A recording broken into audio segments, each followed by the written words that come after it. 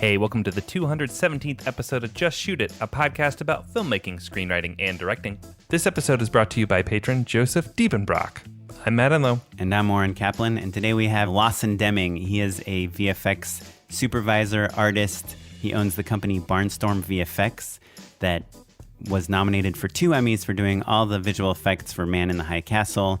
They also did the incredible opening title sequence for The Good Fight. They worked on Silicon Valley. They're working on Grey's Anatomy right now, and they do a lot of awesome visual effects. And Lawson went to school with Matt and has worked with me for many years. And so it was really fun to talk to him about not only the VFX industry, but also about common mistakes that people make. For instance, what's the proper way to shoot a phone screen? What's the proper way to shoot a car on green screen? And I think if you have ever thought of doing any VFX in your work, or if you're interested in VFX specifically, this is a must-listen to episode. I honestly think that just how to shoot a phone so that the screen can be replaced on its own is worth its weight in however much we're charging for people to listen to this podcast. No doubt. Yeah. To me, I think Lawson is the perfect example of a artist and craftsperson who understands the processes and the artistry behind what he's attempting to do so well that it elevates his game so clearly. Yeah, he's one of the smartest, most technical filmmakers I've ever met, and his work and success in the field is pretty obviously earned. Yeah. Before we talk to Lawson, I just want to remind people real quick that we have a Patreon page, patreon.com/justshootitpod. It's a place where you can go and throw a couple bucks to us. If you feel like you're getting something out of this podcast, perhaps you made your first feature film and you used a lot of ideas that you heard on this podcast, and now you are getting a studio film and you have become a billionaire. Or maybe that's just in your future and you are listening to this to get ready for that next big project. The Patreon is just a simple way for you to support the show. There's a lot of hidden costs, just like in VFX, there's a lot of hidden costs to making this show, and we're happy to do it. We're always going to keep the show for free because we want the message and the ideas that we're teaching to people to be available to literally anyone who can download a podcast. But also, that doesn't mean that it's free for us to make. Yeah. So a little help goes a long way. And if you join at the $10 level, even if it's just for 1 month, we will mail you a Just Shoot It hat and finally some stickers, because we've got some more stickers. And you can wear it and you will look very cool, because everyone that wears a podcast hat is cool. That's what I learned in nerd school. That is something that's cool. Also, we have Just Shoot It t-shirts. How would you find them? If you go to our website, we have TeePublic print-on-demand t-shirts available. And if you are a patron, we are going to get you a discount code to save a couple bucks on a t-shirt in case you want to buy one. Wearing a matching hat and shirt is pretty much the coolest thing you can do. I learned that at dork school. And go to our website.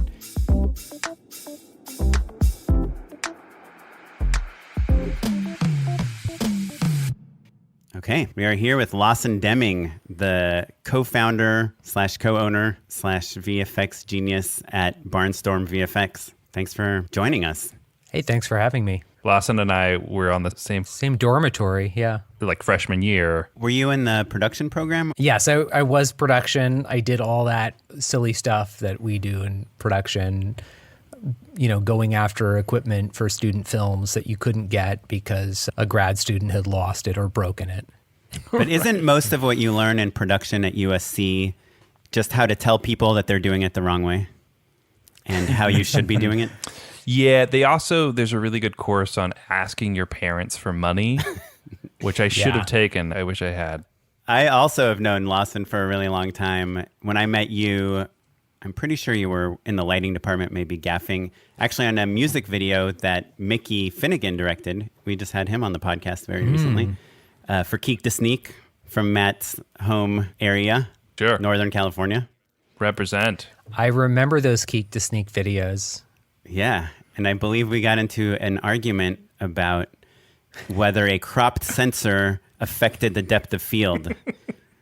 And I believed that I don't even remember which side I was on, but I do believe I was on the correct side. I feel like I know Oren, who you were as a young man better now. Like, Yeah, there is this idea that the longer lens you use, the shallower the depth of field is.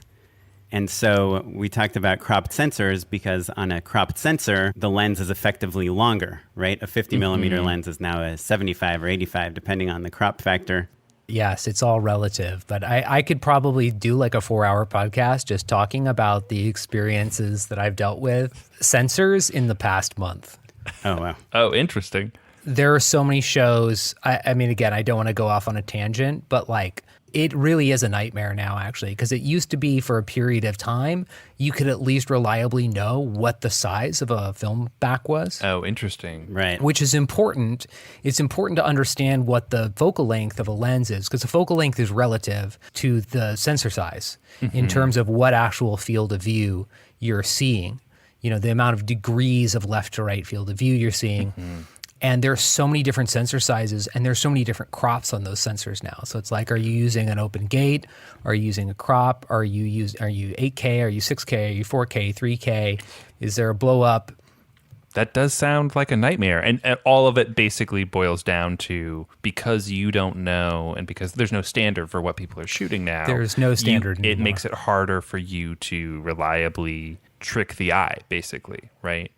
Yeah, essentially, you'd make your CG stuff, you have to shoot it essentially on the same lens that production shot on, or else the perspective will be wrong. If you make your CG on a wide-angle lens, but they shot on a telephoto lens, it looks completely wrong, and vice versa. Yeah, so all of this introduction of Lawson was done to illustrate how technical and specific and precise you are. And if I remember history correct, because you were so wrong about that argument I had with you, you decided to quit the path that you were on of being a successful DP and took a hard right turn into figuring out lenses and sensors and how they relate to each other, so much so that you started a visual effects company to make yourself feel better about losing that argument. That's exactly the reason why it happened, yeah. I never forgot it. In fact, I never forgot it so bad that I blocked it out of my memory. Sure.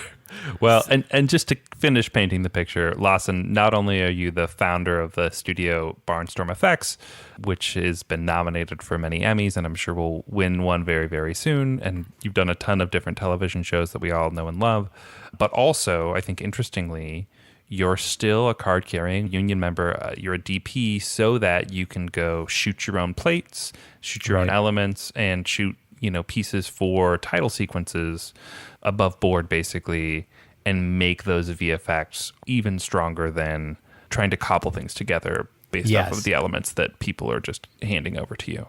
Is that true? That you have to be a union member to shoot, let's say, some smoke on a black background that you want to composite into a shot?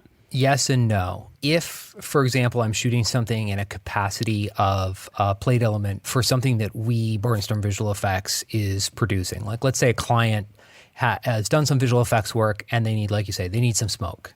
And so Barnstorm Visual Effects, gets the equipment and they hire a special effects person with a smoke machine or whatever we need to do to produce smoke. And we rent the equipment, we shoot it. I don't need to be in the union to do that. However, let's say we're on set and we're shooting a scene with a bunch of smoke and explosions and other things like that in it. And at the end of the main portion of the scene, they break off a second unit. And the main unit goes on to film another scene. And the second unit, using the production lighting and the production crew and the production props and all that stuff, needs to shoot something. In order for me to DP that, I need to be in the union because it's a union show. And in some cases, I actually, while I was working on a show, Strange Angel, which was a period show set in LA in the 1930s, that's sort of really right up my alley in terms of the types of visual effects and things we were doing. I actually joined the DGA to be able to direct second unit stuff for visual effects for them as well. Wow. And did they just let you join? They had to petition to get me in specifically for the types of things we were doing because it was the type of thing that like needed a visual effects supervisor to direct it. It wasn't like stuff with actors primarily. It was like very specific things. Can you give us an example? Yeah, so we did a sequence where we had, at the beginning of season 2 of the show, it opens with Pearl Harbor, the attack on Pearl Harbor. Mm-hmm. And so there's a sequence with a pilot diving in on the USS California, a dive bomber, and we shot some stuff inside an actual airplane cockpit that was shaking around and had a green screen behind it and stuff like that. And there were also these angles and plates and other things that needed to happen. It was a very packed production schedule. And it was just a small element of the shoot. So I directed it essentially as a second unit director. And it's just, it's only on screen for a few moments. But it's a type of thing that logistically required a huge amount of effort and required things like I needed to pick a very particular camera angle because I knew how the animatic was, how we needed to shoot it to match. It was a situation where we kind of had to shoot the live action portion of it to match the CG rather than matching the CG to the live action because of the nature of it. And so it would have been a huge amount of time out of the production schedule for something that just wasn't worth it for them to do, but that also somebody needed to do it with a certain degree of detail and precision, or else it wouldn't have worked at all. In a certain sense, you joined the DGA to save yourself a ton of grief and work. Yeah, exactly. But that is an interesting way in. Now that you are a member, do you think that might open doors for you to direct a very VFX-heavy episode of TV or a sequence or second unit direct on some bigger movies? It's not my primary goal to direct necessarily. I mean, it's something that a lot of people to some extent or another have an interest in. And I've always known that I'm not really good at interacting with actors. And my wife, who is an actor, can attest to that because I have worked with her on some projects that she does where she acts in them and produces and writes them and I direct and shoot them. And I'm like not an actor's director. It's not my primary interest. I think if I ever did direct something, it would probably be like a music video or a commercial that was like very specifically visually designed, as opposed to something that was not really to my strengths. Right. But aesthetically, composition-wise, color-wise, framing-wise, all that stuff you do enjoy. Oh, yeah, absolutely. I wanted to discuss a bunch of different things with you. Again, knowing that we have a filmmaker audience, I thought there are a lot of things that people do not realize are done in visual effects. And one of the first times that I came to your office many years ago, you were working on some procedural cop show, making some of the actors look better. Yeah, so like removing wig lines, right? Like bringing down shine and gloss. Tell us a little bit more about what are the kind of the standard things you guys are brought into. Right, because today there's almost no shows that don't have VFX on them. And a lot of them, like the ones where you're doing beauty work on the actors, literally have dozens or hundreds of VFX shots on a show that seems like there are no VFX in it. Right. So beauty work is sort of an open secret in the industry. And without going into detail about specific projects, like beauty work is not really a scary thing, and it's not something that is about vanity or Hollywood elitism or any of that. Most of the time, the reason why any beauty work exists is the same reason why makeup and hair people exist on movies and TV shows, which is, in a scene between two characters that is 30 seconds on screen, they may have spent all day filming that, and people took a break and went to lunch and went back to their trailer while the scene was being set up. And the air conditioner might be off, so it's incredibly hot. Yeah, the thing that should look like it happened over a few seconds has to maintain this continuity over hours or even days sometimes, because they'll go back and reshoot portions of a scene on a different day. And so you end up in these situations where, like, let's say somebody had a breakout or something on a day of filming, but it comes right up against another scene Like where a skin where they breakout, didn't. you mean? Yeah, like a zit or something like that. Now, the reason why they didn't in the previous scene was because the previous scene was shot 5 days earlier, but they played back to back in the show. So it's about things like continuity. Shows now shoot very, very quickly. You know, the pace at which they shoot because of digital cameras and need for less large lights means that sort of the whole production tends to go faster. And so, you know, they don't want to sit there and wait around and have 100 people getting paid if someone's wig, let's say, starts to come undone, particularly on things like period shows, like where everybody has long hair or something like that and people are wearing wigs. We're shooting now on these cameras that are incredibly high definition, 2K, 4K, 8K, and trying to shoot more quickly, and you can kind of see everything. And things like wig lines, you tend to see around someone's temples the sort of a mesh of a wig that is glued down, but it can come up over time or it's just visible. There's the majority of beauty work is things like that, or continuity things, or, you know, on shows that have a lot of sexy times in them, you know, oftentimes the actors are wearing some sort of modesty garments that cover their nether regions, and they block what they need to block on set, but they also may, you know, cover up a decent part of their body when they move around. And then you have something, they're supposed to look like they're naked, but they have something there and you have to remove that, for example. That's how I got into visual effects, is basically just removing clothes from actors in After Effects. That's how I met my wife. Really, seriously? No. But is it true that on Game of Thrones, more than half their VFX budget went to water bottle removal? I cannot comment on that.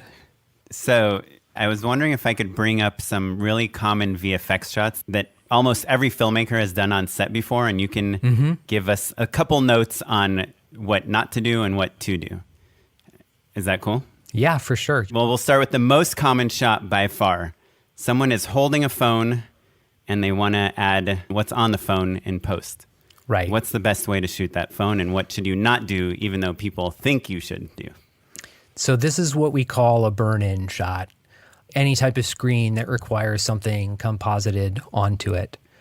The number one thing that you should not do is put a bunch of giant thick pieces of tape on the screen. It's a terrible idea. Too many people do that. Sure. So What about just the corners? No, don't touch the screen. Essentially, phone screens are reflective. And so when you put something that is a matte surface on the screen, a piece of tape, it's actually blocking those reflections. And we have the ability, when we are compositing a screen onto a surface like a phone, we have the ability to retain those reflections if they're there. And that's part of what makes it feel realistic, because it's getting the lighting from the scene. But if there's something on the screen that's making it dull or that's breaking up those reflections, we don't have those. And so we have to rebuild them. It's very complicated. It ends up costing a lot more and taking a lot longer. And you're spending a lot of creative effort, you know, just to kind of fix something that was done on set. So why does everyone put tape on the screen? Is that something some art department person thought of and then everyone does it? That is a bigger question than I think you realize you're asking. I'm pretty Lawson sure just gets the shots, man. He's like, Yeah. all right, I guess I'll fix it. the reason actually relates to the reason why a lot of people do the things they do with visual effects is because they heard someone at some point say to do something. And generally speaking, as a visual effects supervisor, when you're on set and you're answering questions about how to shoot something, people don't understand at all what you're talking about a lot of the time, unfortunately.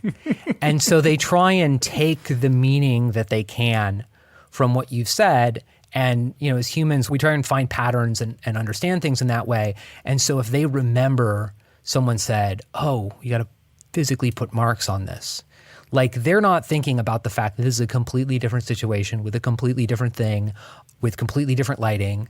You know, it would be like if the cinematographer said, we should put a 100 millimeter lens on this because we're shooting an emotional scene. Right. You know, like someone may have overheard a DP say that. And the reason was because in that scene, you know, the DP needed to specifically get close to someone's face because they were crying or for some, you know, purpose to show that they were in their own world or something like that. But it doesn't mean that every time a scene is emotional, you have to shoot it on a 100mm lens, right? Like that would be crazy. And it, you know, or if it's like a crowd scene and it's an emotional scene, like what do? Get really far away and shoot it on a 100mm lens. Like I think the idea of putting tracking marks on a surface is sort of the same thing. It's like somebody heard someone say at one point, hey, we really need tracking marks on this. Let's put some tape on it. And because they didn't understand the context of anything else that was going on, they just assume that applies to everything. So just following that thread, though, specifically with the shot of the phone. Right. Right. The other thing that you hear all the time is like, oh, can we find a green image to put on the phone? Right. Is that helpful? Maybe. Yeah. You got to be more specific than that. Yeah. I mean, that's the trick. With really, the right? brightness turned down, so Yes. you're not getting a ton of green spill. Or what I normally would do is I just actually have them turn the phone off. Right. So the main reason to have something on the screen is like if you have an iPhone or an Android phone where essentially the entire face of the phone is the screen and the screen is black and the bezel around the screen is also black, and I can't tell as a VFX artist where the screen ends and the phone begins, it makes it really hard to track the screen. So, you know, we might say, to open up an image of sort of a dark medium green, make sure it doesn't overexpose or cast a bunch of spill everywhere. And that will be good enough for us to see the corners and we can key it. And you like green as opposed to, say, white? Again, I'm going to say it depends. If you want the screen to be the source of light for a scene, particularly like if it's a dark scene, a DP may say, I want to put gray on there. I don't want to put green, or I want to put white. The trick becomes, you know, is that white going to be a big white, glowing white that has to be replaced by like a phone call screen that's like 10% brightness or something like that? And then that white, you know, because of the way it reacts on camera, is going to sort of have a little halo around it. It's going to glow. Especially if you're shooting with filtration. So, you know, you have a white screen, it has a big blurry, you know, halation around it. And then they say, oh, we want to replace this with the iPhone calling screen, which is like a dark gray. And so you can replace the screen with dark gray, but if it was white, there's a big glow around it that you can't get rid of. And so that could be a problem. So, you know, I don't want to make it seem more complicated than it is. But there's a reason why, you know, many times you have a visual effects supervisor on set, because if you have somebody who knows how the material's going to be dealt with later, they can make a much more objective decision than, again, just saying like, oh, always do this or always do that or never do this or never do that. And I was joking before, but then it is your problem, right? I've certainly been asked to come to set before under situations where you know that they're not going to do what you say and they just want you there so that later on when the visual effects come in and your producer is like, man, this stuff is going to be much more complicated than we thought it was going to be, and we got to charge you more for this. And then they're going to say, then they're going to say, yeah, the visual effects supervisor was on set though. Your guy was on set. Yeah. Right. I just had to do a bunch of phone screens, and they did have the tape. It was on the corners, like literally covering the case. So I had to rebuild the case in every shot. Motion blur nonstop. But what was interesting is they had the phone off, which I liked. But then when they gave me the interface, after I had done all the tracking and everything, because they hadn't decided on it yet, it was a fully white screen. And there was no light coming out of the phone. So then I had to probably looked weird. Attempt to Cast light light on the things. edge. Brighten the edges of all the fingers and thumbs. You guys can't tell. Lawson's just disgusted right now. I really am. It's definitely a flashback. I have this idea. I think I could make a lot of money if I sold like a coin that was like a green screen coin and said, look, you flip this coin on set If it's heads, you do what you thought you wanted to do. If it's tails, you don't. You will get it right more often if it's just random than if you try and decide what to do. Oren, you're right. This is such a common question that people are constantly dealing with. And I think, like, especially low budget, oftentimes you realize, like, oh, shoot, we should have a VFX supervisor, but here we are. And I need somebody to text someone something. Have you seen those programs, like you can get like an app or whatever that will throw like a track, like you turn it on and it's green screen or white, but as soon as you see any contact point, it throws 4 tracking markers around the point. So like if I wanted to see someone scrolling or something like that, is that helpful for you at all, Lawson? It doesn't sound helpful. Well, I guess what I'm really asking is, what do you do when you need to watch someone scroll or interact with the phone in some way? Right. Because that's really where things get hairy, tricky, right? Yes. So you've got a couple of different options. One of them is if you're really, really well prepared, you can make your phone animations first. And you can just play them back on the phone. We have in the film industry, we have playback people that can put practical things on TVs or on phones. I've known people who have like a program, it looks like you're texting, but it doesn't matter where on the screen you touch, it just puts the correct next letter. So they can just kind of like a wiggle person their could thumbs. just sort of like Like touch walking through a PowerPoint presentation. Yeah, and rather than like if you had to perform on camera and type on your phone, you'd like have a bunch of misspellings and stuff, but it essentially prevents that from happening. So you could do something along those lines where if you need someone to be able to scroll on something, you could record your visual effects or record a real phone screen and then just play it back or have it on the phone. What's the budget version, Lawson? That is the budget version. You just do it yourself. It's the budget version. Yeah, there's VFX in that version. I would say it's like it only goes up from there. It only becomes more expensive. This is something that is one of my pet peeves is that everyone thinks it's cheaper to do screens in post. Yeah. When in reality, you have to make the screen and put them in the phone. But if we make the screen first and put it on the phone and shoot it, then we've eliminated the whole VFX need. Right. Yeah, and like somebody's got to do it. That's really what it comes down like to. Like it's going to happen eventually. Yeah, right? It's sort of like an out of sight, out of mind thing. It's like you assume, that you got a computer. Yeah, I love shooting phones practically anytime I can, because when you are shooting with the phone off, a lot of times the way people are holding the phone and the reflections that are on the phone, in reality, if the screen was on, you wouldn't even be able to tell. Yeah. So you have to cheat so much in VFX that it starts looking fake.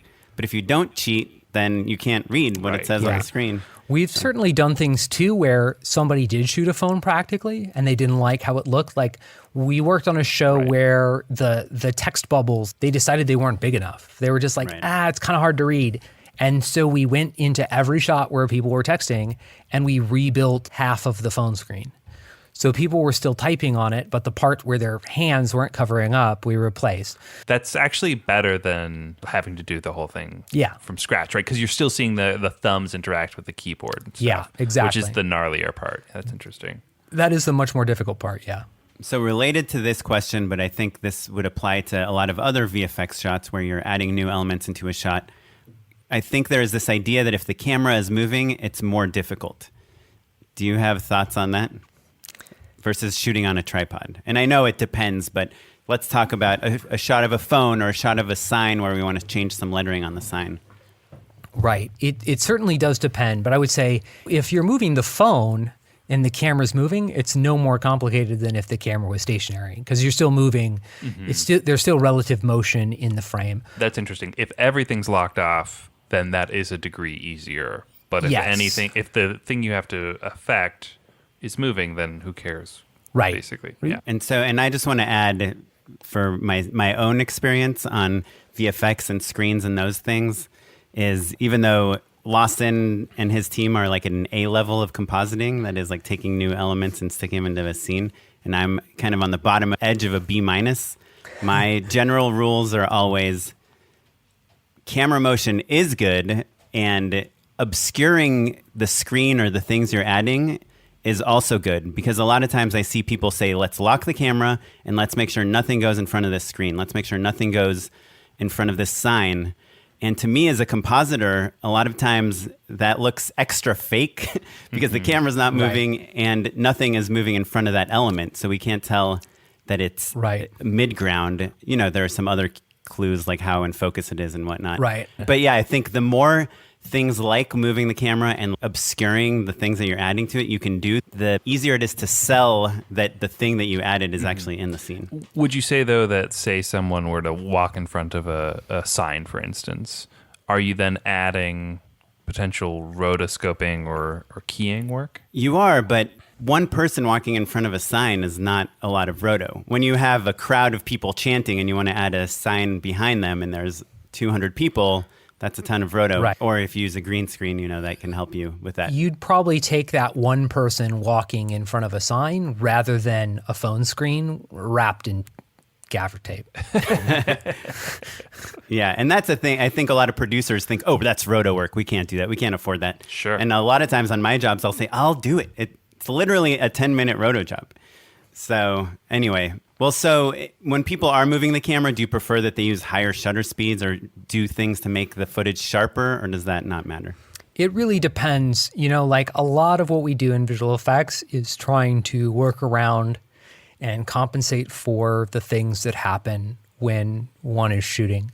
You know, so things like motion blur, things like grain that is inherent to the camera or compression that is inherent to the camera.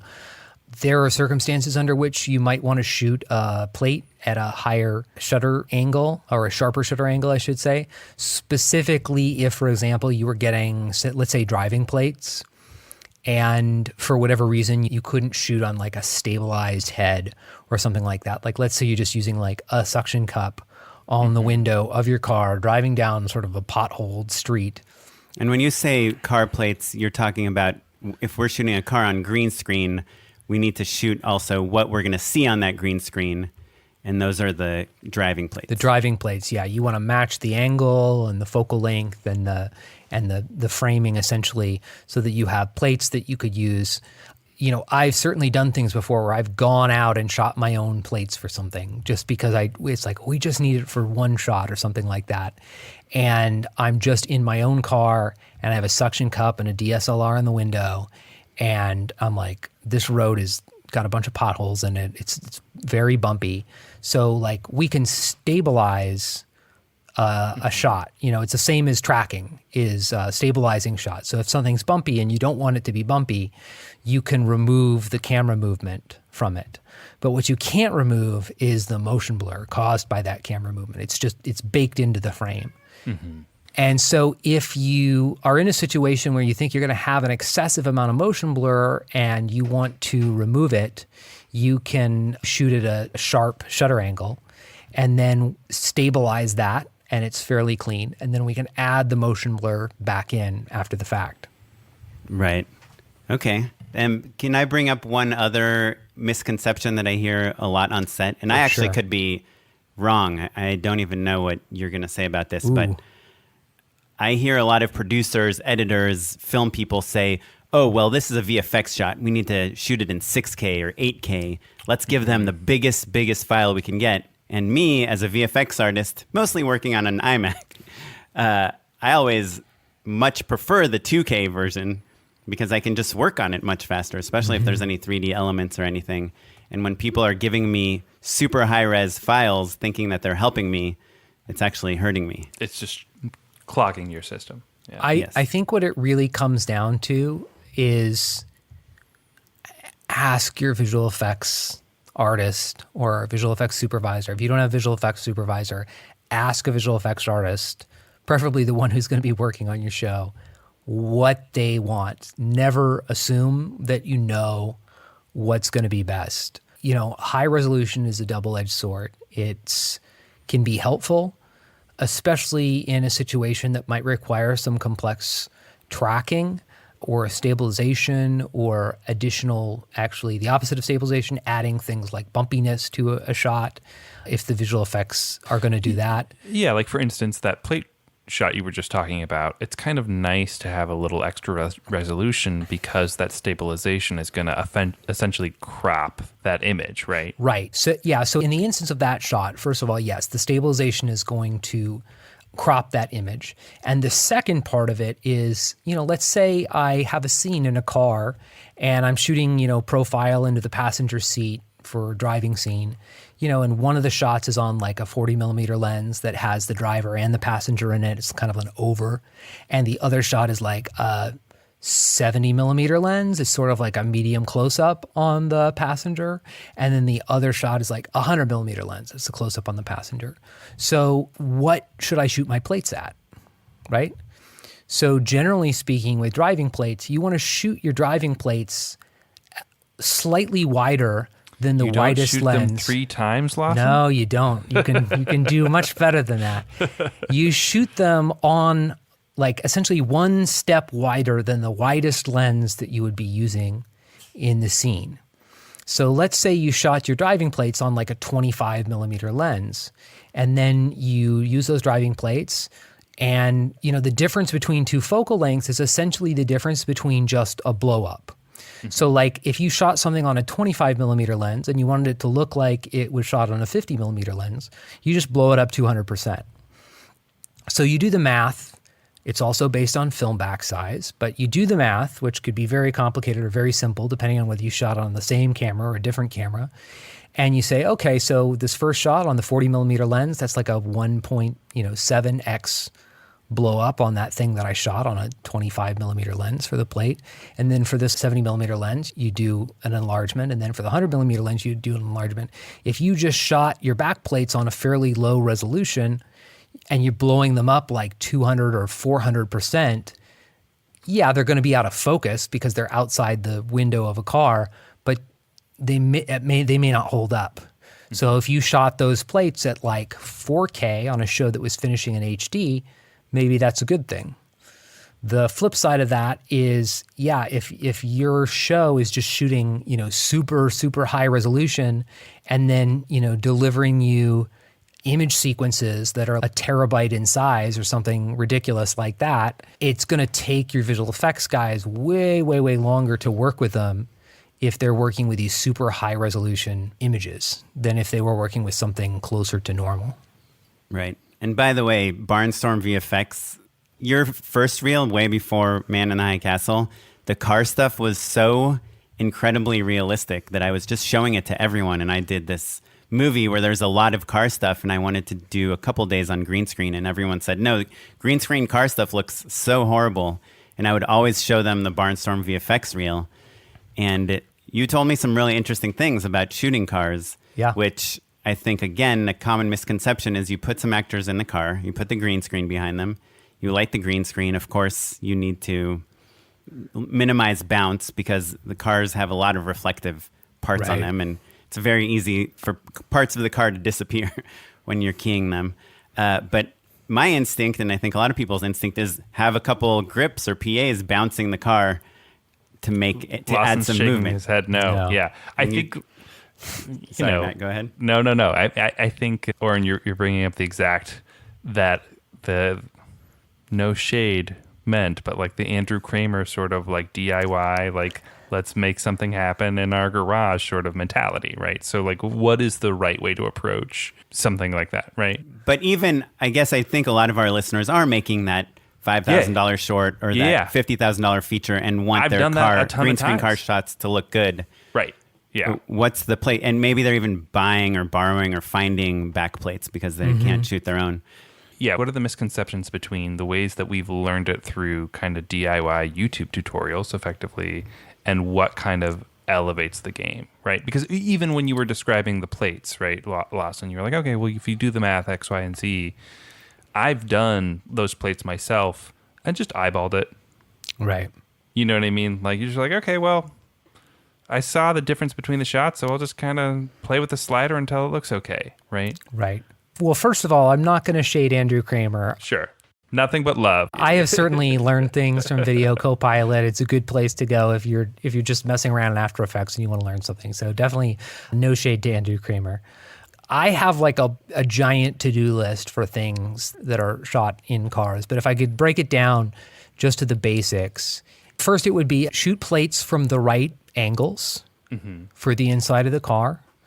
And one of the interesting angles that you taught me about that it didn't even occur to me is you need to do one angle that's on the front hood, just straight up into the sky. Right. And that is the reflections that you're going to put back on the windshield as you're driving, which is one of the things that I feel like Barnstorm was one of the first companies that did that so much. And it's one of the biggest parts that is selling, seeing the reflections of trees as you're driving in the suburbs. Right. Or freeway signs or lights or whatever. Yeah, shoot the right plates is going to include things like if you are shooting a head-on shot, like a hood mount type of shot through the windshield, having a reflection plate for the sky.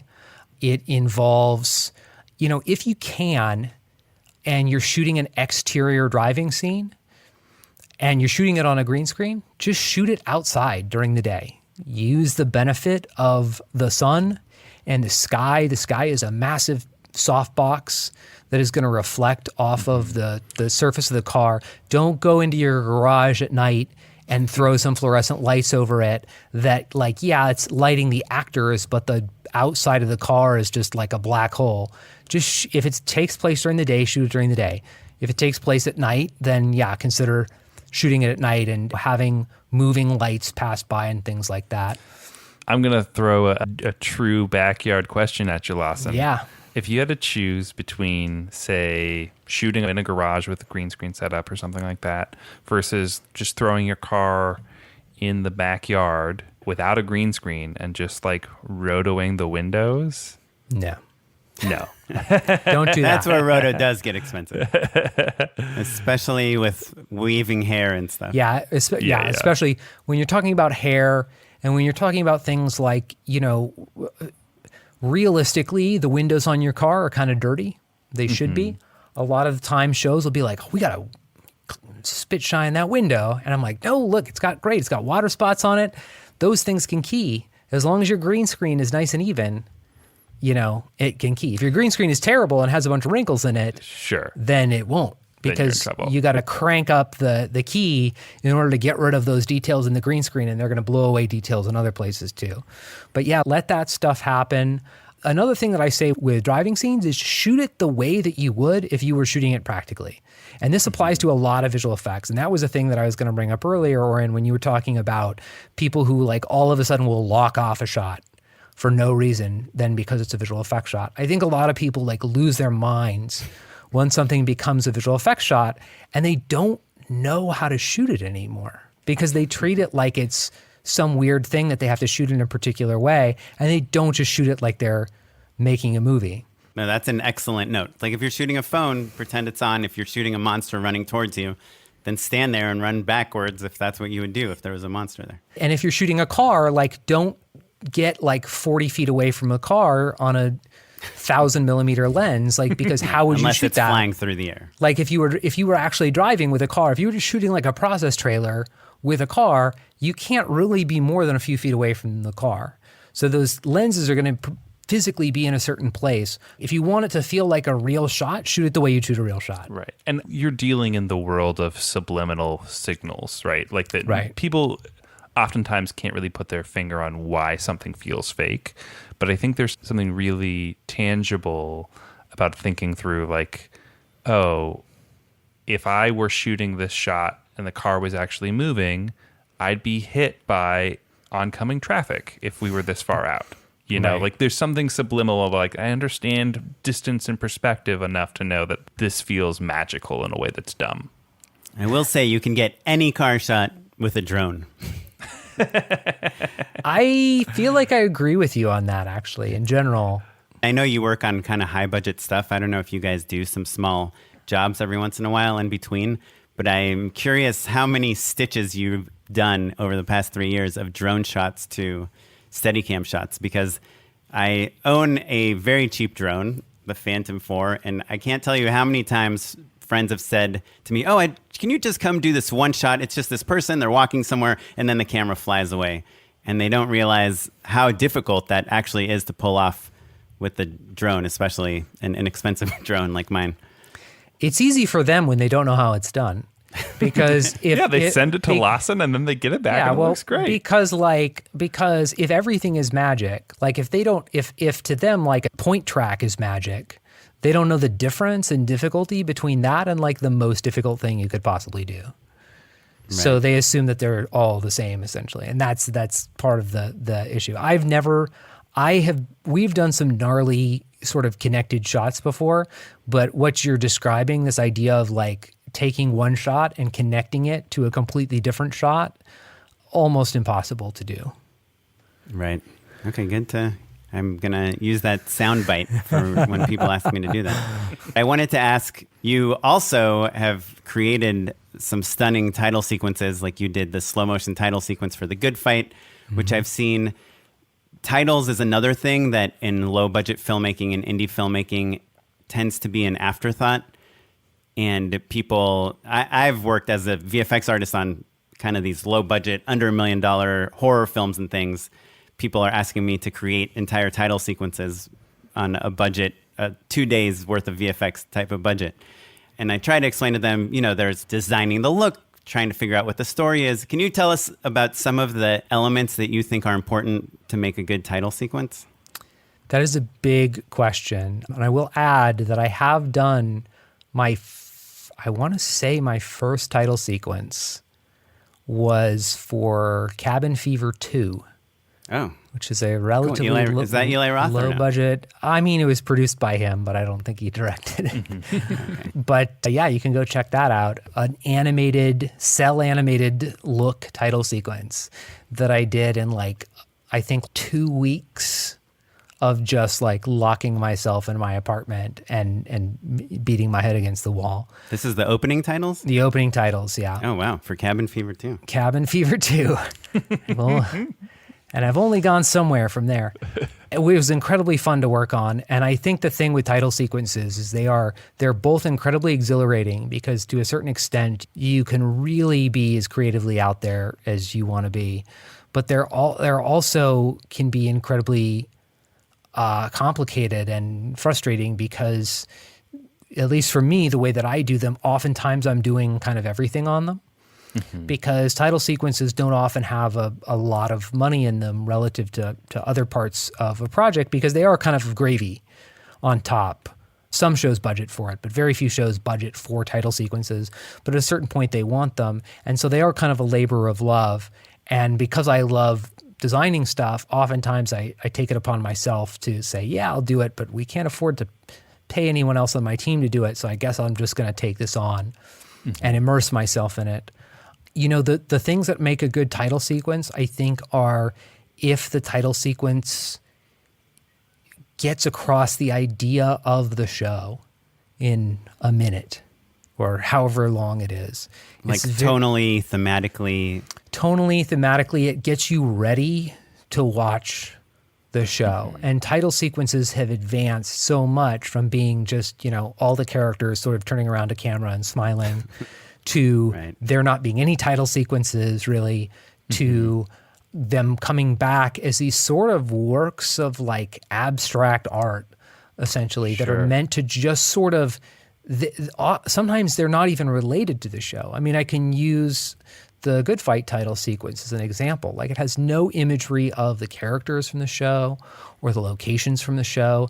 It's just meant to get across the idea of the show through this sort of crazy aesthetic conceit of all these beautiful objects exploding in slow motion. Which you shot practically, right? Yeah, we shot it practically.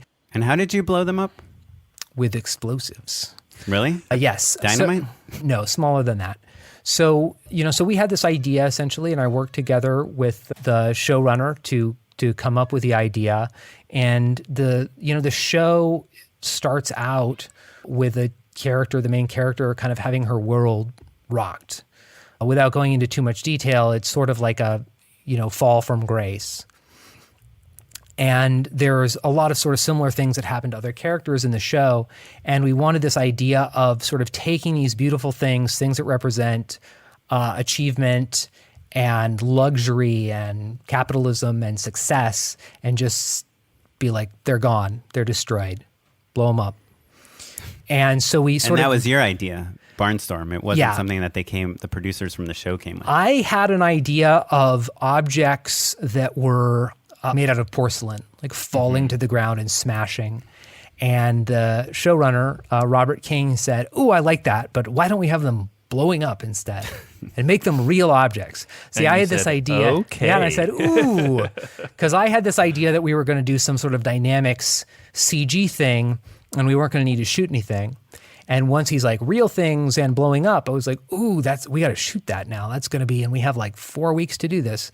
So Can I ask actually a producery question? Yeah. What would have been cheaper? Blowing up the practical thing or the CG dynamics? Good question. I think as it was put together eventually, I think it actually probably would have been maybe cheaper to do the dynamics. I'm not certain at this point. Kind of a toss-up, it sounds like. Yeah, though. it's a toss-up. But, and so we did a test for it, and we shot on a Phantom camera, the Phantom cinema camera, which we were able to get to shoot at around 5,000 frames per second. 5,000 is fast, man. It's not fast enough, though, because we shot the test at 5,000 frames per second, and he saw it and said, I like it, but I slower. really wish it was like 5 times slower. Yeah. The producer said, Robert King said. Yeah. And I said, ooh, I don't know if that's possible, but we'll find out. And so what we ended up doing is we found not the cinema Phantom camera, but one of the scientific ones, one of the ones that they use to like do science experiments and show the speed of bullets and stuff like that, was able to, if we made a certain trade-off on the resolution and shot at like 1280 by 800, which is less than HD resolution. It's like barely more than standard definition. We were able to get it up to 25,000 frames per second. Oh, 5 times, exactly. Yeah. And so we shot at 25,000 frames per second, and our lighting was 6 20Ks. Yeah, you're going to get a sunburn. two 10Ks and 2 5Ks.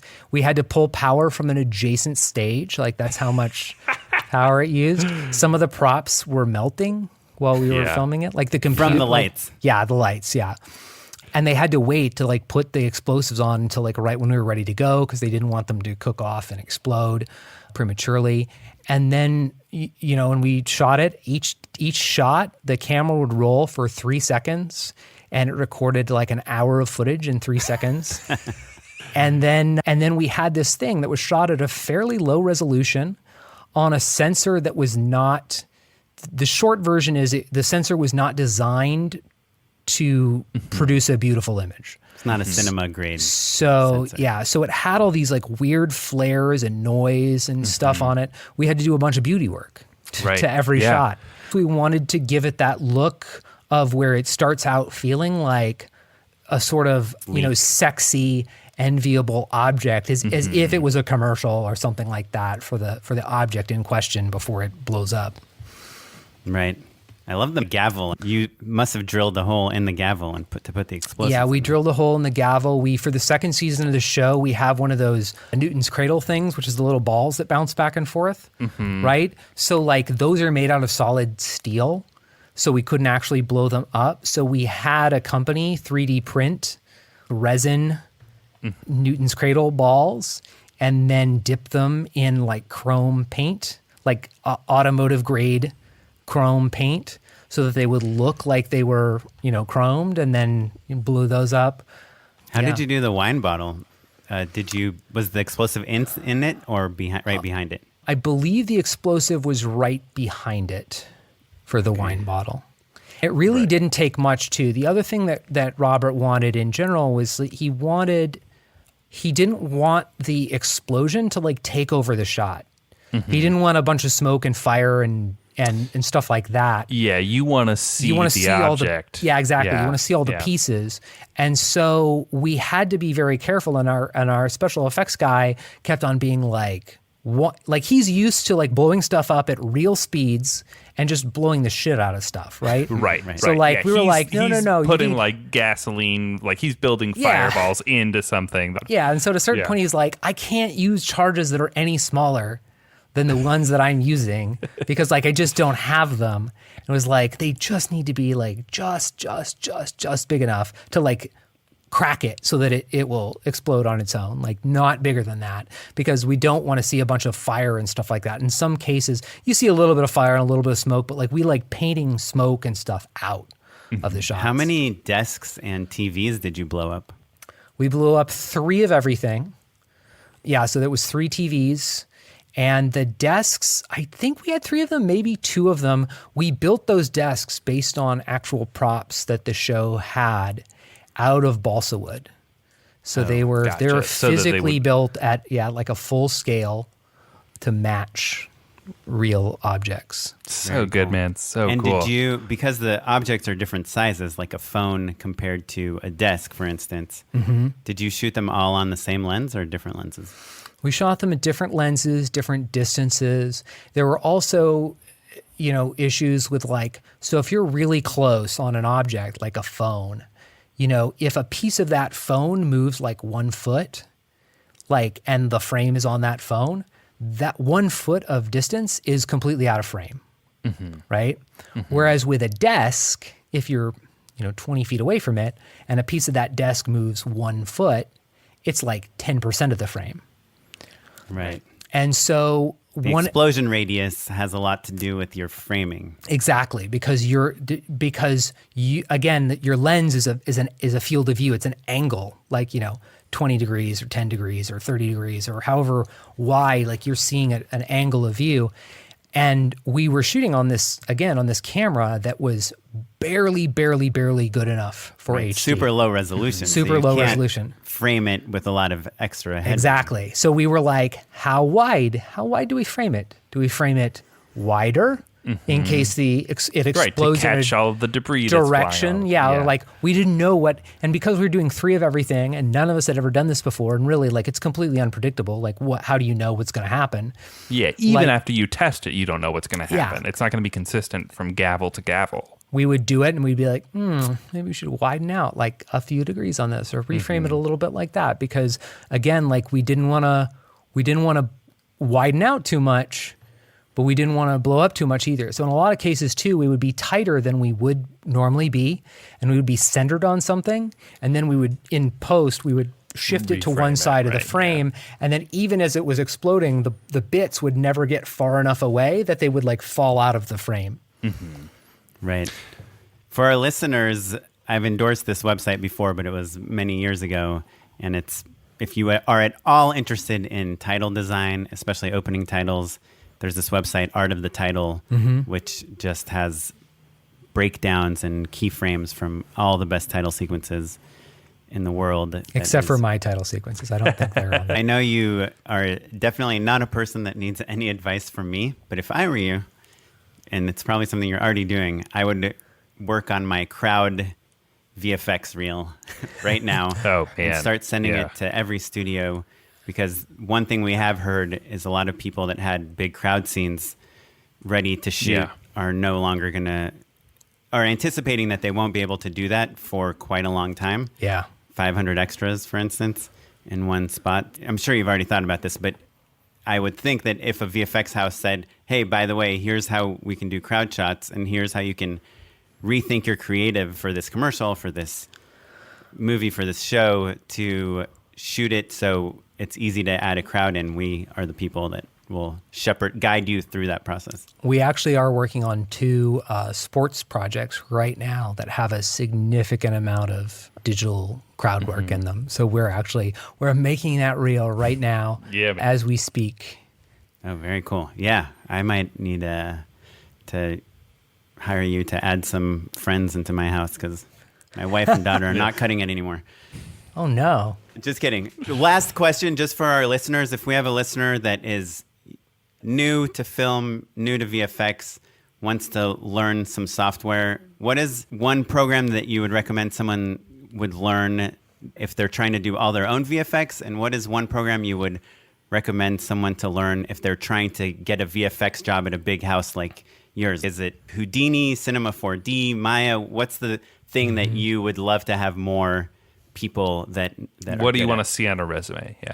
Yeah, well, I'll tell you, if when I was first learning, self-teaching myself visual effects, and particularly CG, I was teaching myself 3D, if Blender had been around at the time, that's a great option. We've actually used it professionally, and we still do for some of our modeling and texturing work.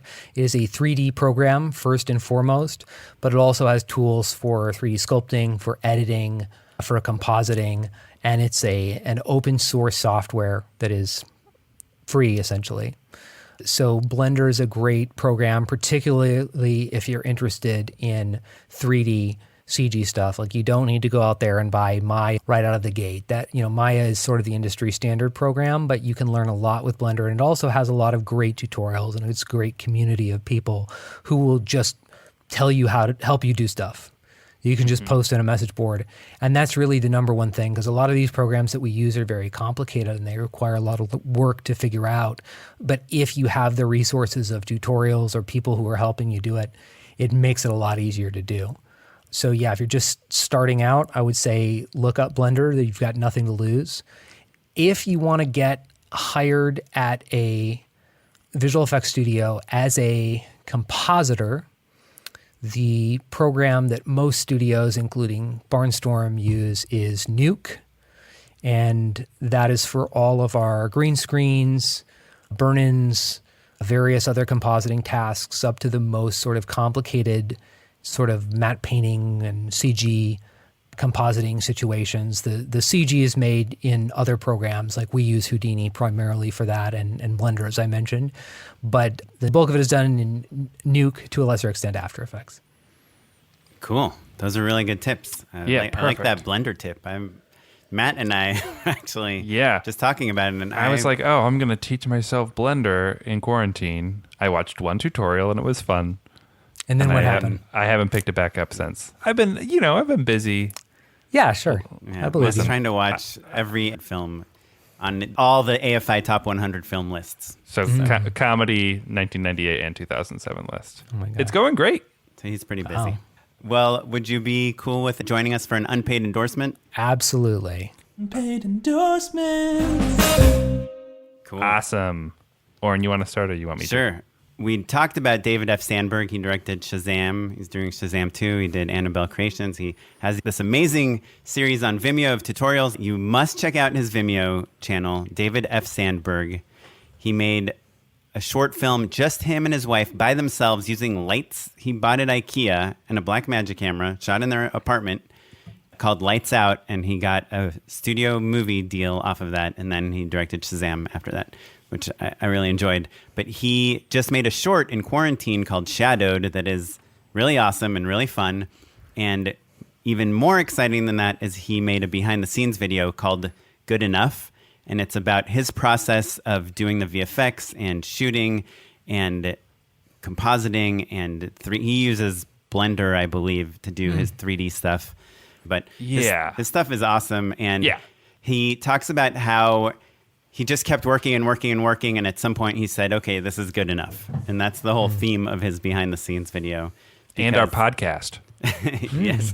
But also in VFX, we've all had that experience where it could be better if we restarted it from scratch and chose a different strategy. But if the client loves it, sometimes you're like, well, okay, that's good enough. I think there's something to be said too for particularly because in the visual effects work and the industry in general, when you're trying to produce stuff, based on a certain budget, like working in a larger budget territory, and then you're going back and you're making stuff for yourself where you don't have that time, you don't have that budget, and you just kind of have to say, this is what I'm working with.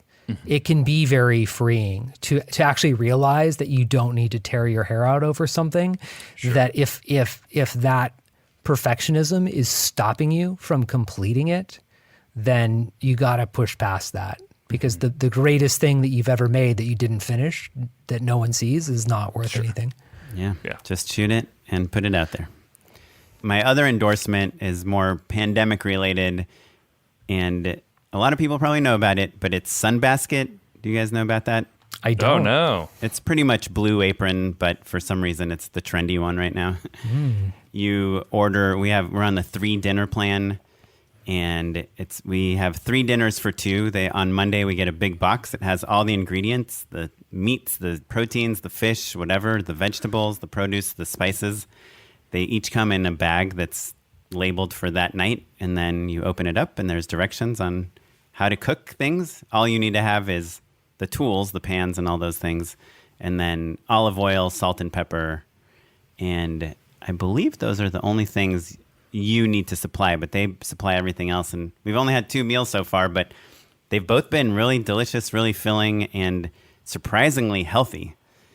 Really low on carbs, like cauliflower rice instead of regular rice. But we're kind of learning how to cook by following these directions. Today I made turkey meatballs, and I had never thought of chopping up cilantro and putting it in the ground turkey and making meatballs out of it, which is, I know, turkey, like meatballs 101, but I always just buy meatballs at Trader Joe's that are frozen and I microwave them. But now I realize you can do better than that. So Sunbasket, we've been enjoying it. Nice. Lawson, what you got, buddy? My endorsement. So you guys may or may not know, I am a huge fan of board games. And so is my wife, actually. She has not only is a huge fan of board games, but has sort of become like a board game minor celebrity. And Sure, she's a board game influencer. she is a board game influencer. She does videos and plays board Wait, games do you guys online. get free games? Yes, we get lots of free games. I just counted the other day, and we have like 125 board games. and we're getting sent like That's so much cardboard. and we're getting sent like 6 more right It's like now. 2 weeks of Amazon packages. Yeah. So obviously we cannot play board games in person with other people. But there is a way that you can play board games online called Tabletop Simulator. And so you can get Tabletop Simulator on Steam, and essentially it's not video games. It's not games that play themselves. Like, you still have to know how to play a board game, but people will like upload the artwork from board games, and some of them are official. And you literally pick up the dice in this simulator and like shake them and roll them and deal the cards and stuff like that. But like, you can play board games with other people, your friends and family and other people, completely digitally without being in the same place. And the game that I have become obsessed with recently, and I bought a physical copy of it, but I'm also playing it on Tabletop Simulator, is called Here I Stand. And it is this super complicated war game about the Reformation. So imagine like Risk, except you're also like doing religious conversions. And if you're playing as the English, like you're King Henry killing your various wives. And if you're the Ottomans, you're like supporting piracy. It's amazing. And I played it against myself, and it took me 14 hours, and it was amazing. And did you win? I did. But you Oh, also wow. lost. Yeah. I mean, I Congratulations. lost, 4 times for all the other people that I was playing as, and I won once. Right. Can I That's ask, awesome. what is your favorite real world board game? Like, say, like you're having friends. What's your favorite party game? Let's say, like you're having a bunch of friends over. They're nerdy, but maybe not like aficionados. So the game that consistently gets like the most laughs of any of the games that I play is a game called Modern Art. It's a game about being like art dealers. It's called Modern Art. Yeah. Modern Art. Yeah, it's a blast. Awesome. Well, my endorsement is the album Pure Gold by Harry Belafonte. We got a record player, like a year ago, and I was really anti-vinyl for a long time because it is. Well, the fact that you have a policy about it. I was going to makes up say, for like, it. that's the funny thing. It's like, I'm ambivalent about vinyl. No, yeah, I was just like, to me, it was like, oh boy, like all these people pretending like they can hear the difference, even though they've got the same shitty pair of speakers and like collector culture and all. There's a lot of stuff to be annoyed by with vinyl, right? But the thing that I realized was really fun about it is just the intention of deciding to listen to an entire album, or just even thinking about what you're going to listen to and being like, hey, I'm in the mood to put this on. has been really, really fun. And, you know, we have like a handful of records and they're all very weird or quirky or very moody. Do you know what I mean? It's not like I'm working out to Harry Belafonte all the time, which is exactly my point, actually. It's so fun to just be like, all right, like I'm in a terrible mood. I'm going to put on these like kind of calypso dance hall tracks for an entire record. Do you know what I mean? You're not skipping tracks. I'm not skipping. Yeah. I don't even know how. And my record player is very simply, there's an on and an off, and that's the whole thing. So you're listening to the entire record unless you're just stopping. And so maybe I'm endorsing the idea of like listening to an entire album and not letting your ADD kick in and like shuffle around to a bazillion other tracks at the same time. And then also Pure Gold by Harry Belafonte. Every single track is great and will pull you out of the doldrums. Would you say every track is pure gold? It's true. I hear Fiona Apple's new album everyone is dying for too. Yeah, people love it. Well, if you want to find out more about Lawson, I'm assuming Barnstorm VFX, and you also have your own Instagram handle, correct? I do. It's Fine Art Films. Where can listeners learn more about you, Lawson?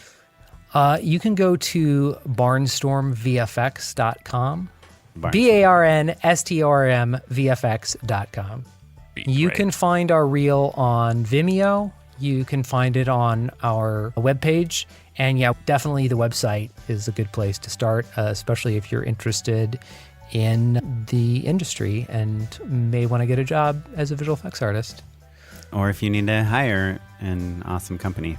That is true. And you have a ton of money. Ton of money definitely is a plus, but we will not ignore you if you don't have money. But just be upfront about it. Yeah. Well, if you want to find out more about what we talked about in this episode, you can go to justshootitpod.com where we have all the show notes. You can follow the podcast across all social media at justshootitpod. I'm on Instagram, and I've been tweeting a lot too lately with a lot of VFX people, actually. I'm at OKaplan at both places. And I'm at Mr. Matt Enlow. Our webmaster is Ewan Williams, and you're listening to The Artist Jahzzar, provided by the Free Music Archive. Thanks, everyone. Thanks. Bye. Bye.